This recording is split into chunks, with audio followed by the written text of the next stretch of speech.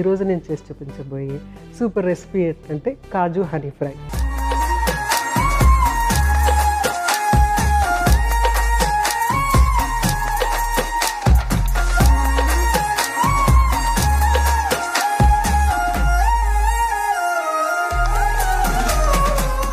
కాజు honey ఫ్రైకి కావాల్సిన పదార్థాలు ఏంటో ఒకసారి చూసేద్దాము. జీడిపప్పు, తేనె, వెన్న, మూడు ఇంగ్రీడియంట్స్. చాలా సింపుల్గా అయిపోయేటువంటి రెసిపీ ఇది. సో ఫస్ట్ మనం ఏం చేద్దామంటే స్టవ్ వెలిగించేసుకుని ప్యాన్ హీట్ చేసేసుకుందాము. అది అన్నిటికంటే ఫస్ట్ చేయాలి కదా.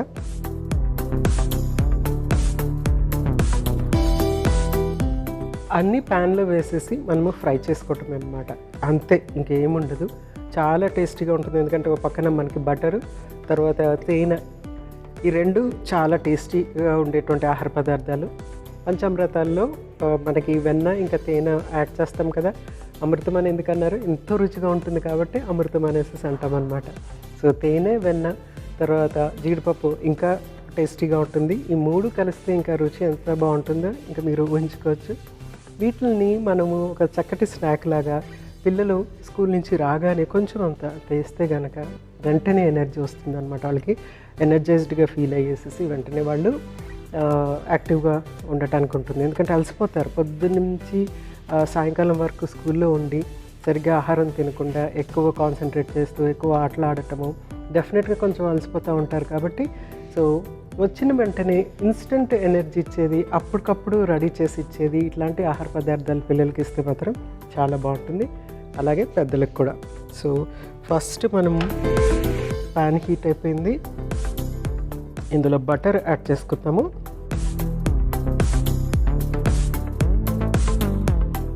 ఈ వెన్న ఏంటంటే ఇది సాల్టెడ్ వెన్న. ఆల్రెడీ మనకి ఇక్కడ సాల్ట్ ఉంటుంది కాబట్టి వేరే సాల్ట్ నేను ఇక్కడ యాడ్ చేయట్లేదు. మీరు ఇంట్లో తయారు చేసిన వెన్న కనుక యాడ్ చేసుకుంటే కనుక కొంచెం అంత ఉప్పు యాడ్ చేసేసుకోండి. సో నెక్స్ట్ ఏంటంటే జీడిపప్పు,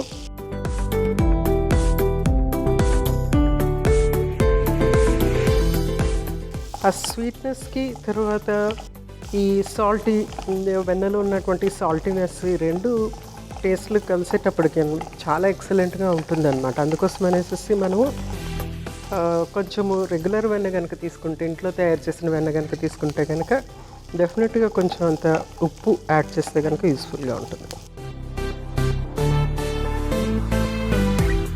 సో చక్కగా వేగిపోతున్నప్పుడు ఇంకొంచెం టైంలో వేగుతుంది అనగా అప్పుడు ఇందులో మనము తేనె యాడ్ చేసుకోవాలి. చక్కగా కలర్ మారుతుంది చూడండి. కొంచెం ఇంత స్లో చేసేసుకుందాము, ఎందుకంటే చాలా క్విక్గా మళ్ళీ కలర్ మారిపోతుంది. సో తేనె యాడ్ చేస్తున్నాను.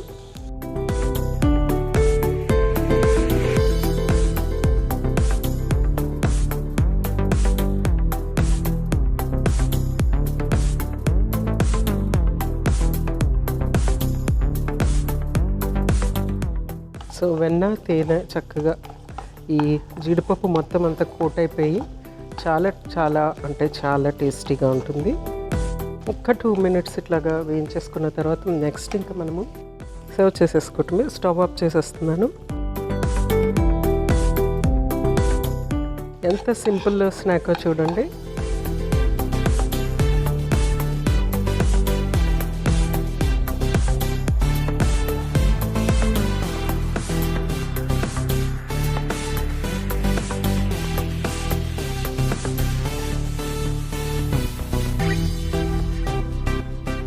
సో తేనె, వెన్న కలిసింది.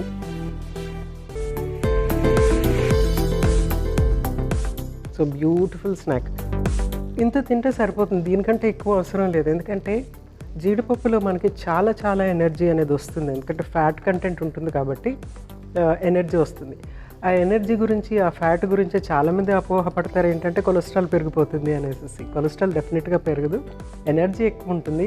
ఎనర్జీ ఎక్కువ ఉండటం వల్ల మన టోటల్ క్యాలరీస్తో కంపేర్ చేసుకుంటే, అంటే మొత్తం రోజంతట్లో మనము ఆహారంతో పాటు తీసుకున్న క్యాలరీస్, తర్వాత దీంతో పాటు తీసుకున్న క్యాలరీస్ అన్ని క్యాలరీస్ కలిపి మనకి కావాల్సినంతే ఉండాలన్నమాట. దానికంటే ఎక్కువ అయినప్పుడు డెఫినెట్గా మనం బరువు పెరగటం అనేది జరుగుతూ ఉంటుంది. లేకుంటే తీసుకున్నటువంటి మన క్యాలరీస్ని మనం చక్కగా ఉపయోగించుకుంటే కనుక బరువు పెరగకుండా ఉండగలుగుతాం అన్నమాట. సో ఎక్స్ట్రా తీసుకున్నప్పుడు ఎక్స్ట్రా క్యాలరీసే ఉంటాయి. ఎప్పుడూ కూడా ఈ నట్స్ అనేవి హై క్యాలరీ కాబట్టి లిమిటెడ్గా మాత్రమే తీసుకుంటూ ఉండాలన్నమాట. జస్ట్ ఒక గుప్పుడు నట్స్ ఒకరోజు ఒక మనిషికి అవసరమైపోతుంది అంతే, అంతకన్నా ఎక్కువ అవసరం లేదు. మిక్స్డ్ నట్స్ లాగా తీసుకోవచ్చు, లేకుంటే సింగిల్ నట్ లాగా తీసుకోవచ్చు. ఈరోజు జీడిపప్పు తీసుకుంటే రేపు అక్రూట్ తీసుకోవచ్చు, ఎల్లుండి బాదం తీసుకోవచ్చు, అలా తీసుకోవచ్చు. ఒకరోజు పల్లీలే తీసుకోవచ్చు. రెగ్యులర్గా పల్లీలు అయితే మనం యూజ్ చేస్తూనే ఉంటాము, కూరల్లో కానీ లేకుంటే చట్నీస్లో కానీ వాటిలో. ఈవెన్ జీడిపప్పు కూడా మనం కూరల్లో దీన్ని గ్రైండ్ చేసి యాడ్ చేస్తే కనుక చక్కటి గ్రేవీ అవుతుంది, అలాగే ఆ కూరకి చక్కటి రుచి అనేది వచ్చేస్తుంది అనమాట. జీడిపప్పు మనం చాలా స్వీట్స్లో యాడ్ చేసుకుంటూ ఉంటాం కదా, ఎందుకంటే ఆ టేస్ట్, ఆ మైల్డ్ టేస్ట్, ఆ స్వీట్నెస్ రెండు కలిసేటప్పుడు చాలా బాగుంటుంది. ఇప్పుడు ఈ రెసిపీ కూడా అలాగే ఉంటుందన్నమాట, ఎందుకంటే ఇందులో మనం తేనె యాడ్ చేసాము, బటర్ యాడ్ చేసాము, సాల్టెడ్ బటర్. సో ఈ రెండు మిక్స్ అయ్యి జీడిపప్పు ఎక్సలెంట్ టేస్ట్గా ఉంటుంది. టేస్ట్తో పాటు మంచి పోషకాలు ఇస్తుంది. అసలు ఈ జీడిపప్పు ఎన్ని తీసుకోవాలని చాలామంది అడుగుతూ ఉంటారు, ఎందుకంటే 5 తీసుకోవచ్చా, 10 తీసుకోవచ్చా, లేకుంటే 40 తీసుకోవచ్చా, ఎన్ని తీసుకోవాలి అని అడుగుతూ ఉంటారు. ఎందుకంటే చాలామంది బాదం గింజల్ని, ఒక 5-6 బాదం గింజల్ని ప్రతిరోజు నానబెట్టుకుని తీసుకునే అలవాటు చాలామందికి ఉంటుంది. అదేవిధంగా జీడిపప్పును కూడా 5 తీసుకోవచ్చా, 10 తీసుకోవచ్చా, ఎన్ని తీసుకుంటే మంచిది అని అడుగుతూ ఉంటారు.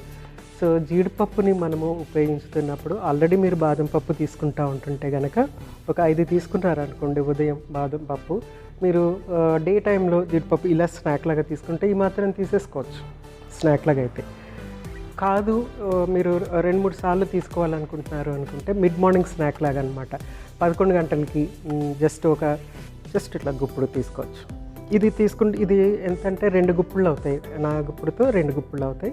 మీ గుప్పుడుతో మీకు ఎన్ని వస్తాయి పెద్దగా కాకుండా జస్ట్ హోల్డ్ చేస్తే ఎన్ని వస్తాయి, ఒక 10 నుంచి 15 వరకు ఉంటాయన్నమాట.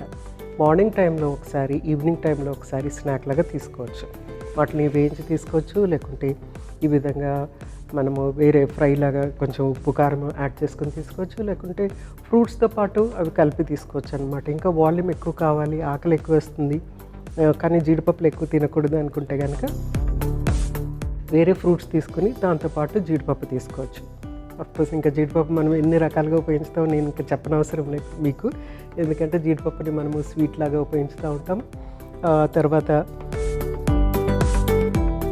అన్ని డిషెస్లో పైన గార్నిష్ చేయడానికి కూడా ఉపయోగిస్తూ ఉంటాం అన్నమాట. సో హార్ట్ హెల్త్కి ఎందుకు మంచిది ఇది, దీంట్లో ఉన్న ఫ్యాటీ యాసిడ్స్ ఎలా ఉపయోగపడతాయి అని అంటే, ఆ బ్లడ్ వెజల్స్ ఉంటాయి కదా, ఆ బ్లడ్ వెజల్స్ లోపల నారోయింగ్ అనేది అవుతుంది అనమాట. వయసు పెరిగే కొలది ఏంటంటే బ్లడ్ వెజల్స్ ఇలా నారో అవటం అనేది జరుగుతూ ఉంటుంది.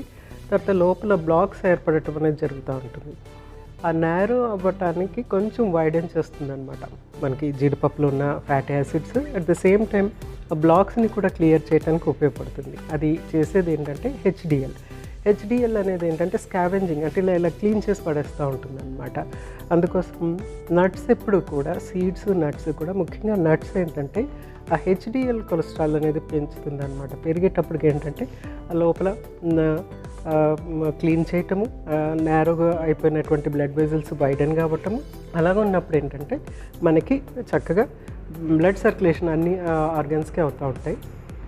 ఏ ఆర్గన్కి అయితే బ్లడ్ సర్క్యులేషన్ తక్కువ అయ్యిందో అక్కడెక్కడన్నా ఆ చుట్టుపక్కల దానికి బ్లాక్ ఉన్నట్టు అనమాట. ఆ బ్లాక్ క్లియర్ అయిందనుకోండి, ఆ ప్రాబ్లం క్లియర్ అయిపోతూ ఉంటుంది.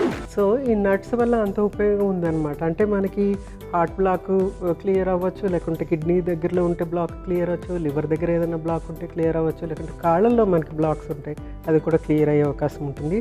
సో నట్స్ చేసే పని అంత చక్కటి పని, డెఫినెట్గా డైలీ తీసుకోండి. ఇలా చక్కటి రెసిపీ చేసి తీసుకోండి.